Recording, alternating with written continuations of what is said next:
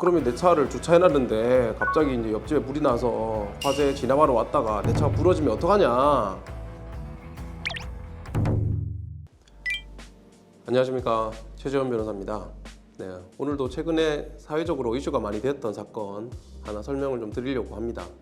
기사 내용은, 제목은 이제 언론사별로 좀 차이가 있겠지만 내용은 그렇습니다. 이제 또 소방차 막은 불법 주차, 이번엔 밀어버렸다, 뭐 이런 제목으로 기사들이 많이 났는데요. 지난 4월에 서울에서 한 주택가에 불이 났어요. 불이 났는데 소방차가 그 주택가를 못 들어간 겁니다. 불법 주차된 차들이 많고 하니까 못 들어가서 계속 이제 어떻게 하냐 전전긍긍 하다가 결국 그 당시 이제 화재를 진압하는 것을 담당하던 이제 공무원이 불법 주차된 차 다 그냥 밀어버리고 뭐 화재 진압해야 된다 라고 하면서 이제 들어가니까 주차된 차들이 다 이제 파손이 된 거죠. 해서 이제 이슈가 되고 뭐 기사도 나고 막 그랬었습니다. 사실 이제 몇 년 전에 법이 조금 개정이 됐어요. 이제 소방기본법이라고 하는데, 소방기본법에 이 강제 처분할 수 있는 조항이 들어왔습니다. 이 내용은 뭐냐면 이제 소방기본법 25조 제 3항에 보면 소방본부장, 소방서장 등은 이제 소방 활동을 위해서 긴급하게 출동해야 될 때 이제 통행과 소방 활동에 방해가 되는 주차 또는 정차된 차를 제거하거나 이동시킬 수 있다라는 규정을 담고 있습니다. 사실 이렇게 이제 강제 처분 조항이 생긴 이유는 몇 년 전에 기억하실지 모르겠는데, 제천에 그 스포츠 센터 화재가 나가지고 많은 분들이 이제 사상하는 사건이 한번 있었습니다. 그때도 이제 사상자가 크게 많이 났던 이유가 불법 주차된 차들 때문에 소방차가 제때 그 화재 현장을 못 갔기 때문에 이런 문제가 생겼었는데요. 그 이후로 이제 소방기본법상 이제 강제처분 조항이 들어오고 개정이 됐었습니다. 근데 이제 지금까지 이렇게 실제로 불법 주차된 차를 막 밀어버리거나 파손시키면서까지 사건 현장에 들어가는 일은 없었는데, 이번에 이렇게 지난 4월에 이런 일이 있었다 해서 소방당국이 공식적으로 언론에 이제 설명을 하고 내용을 좀 알려줬던 부분입니다. 사실 이제 당시 기사를 보면 화재 현장에 가보니까 이제 잠이 들어가지고 화재 내용을 모르고 있던 주민도 있었고, 그래서 이제 이 화재 현장에 갔던 소방관들이 그 주민을 구출할 수도 있었다, 뭐 이런 내용도 있었고요.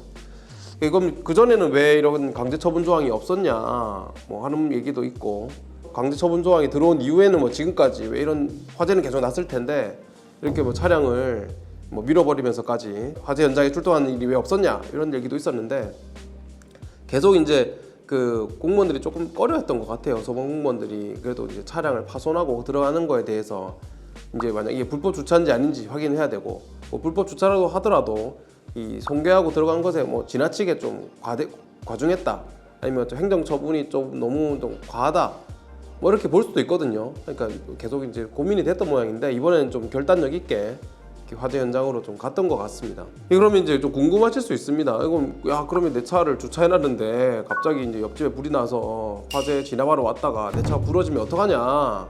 이제 이 부분에 대해서 이제 국가가 이제 배상해줄 수 있게 돼 있습니다. 이제 같은 법, 이제 소방기본법 49조 2에 보면 손실보상이라고 이제 표제가 있고, 만약에 이런 이제 주차된 차량을 이제 파손하거나 제거하거나 이동시켜가지고 이제 좀 손실이 발생했다 하면은 국가가 이를 보상해주게 되어 있습니다.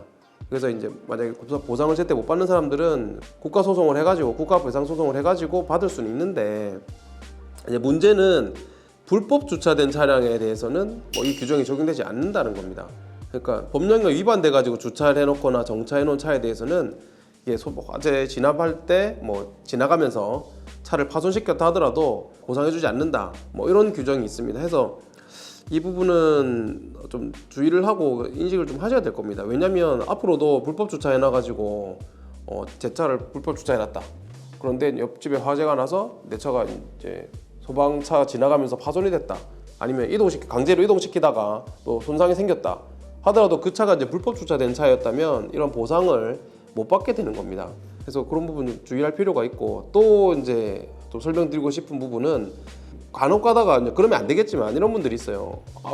내 차 나는 못 움직인다, 내 차 뭐 못 뺀다, 주차할 데도 없는데 하거나, 아니면 내 차 손상됐으니까 화재 진압이고 뭐고 간에 둘째치고 내 차부터 보상해라 라고 좀 떼를 쓰는 분이 있을 수도 있습니다. 이제 그랬을 경우에는 형사처벌까지 가능합니다. 벌금을 이제 물게 된다거나 심하면 이제 징역형을 할 수도 있기 때문에 이런 소방 활동을 방해하는 행위는 절대 해서는 안 되겠습니다.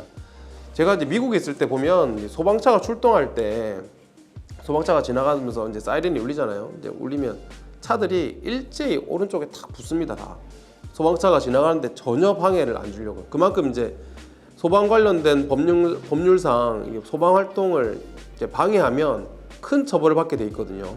아직까지 우리나라가 그 정도까지 국민의식이나 아니면 법률이 정비되어 있는 것 같지는 않아요.